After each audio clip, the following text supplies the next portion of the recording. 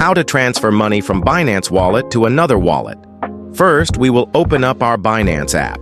For this video, I will show you how to send USDT from your Binance Wallet to a BitGet wallet, but the process is the same for sending crypto to any other wallet.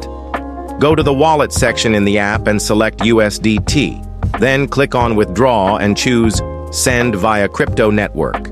Here, you need to paste the USDT address of your BitGet account or any other wallet.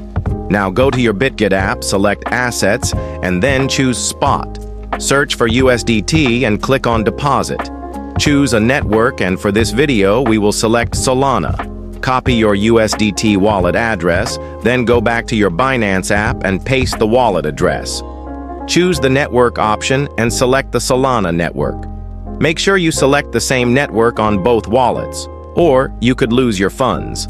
Enter the amount of USDT you want to send and click on Withdraw. After that, your USDT will be sent from your Binance wallet to your BitGet wallet. And if you liked the video, give it a like and subscribe.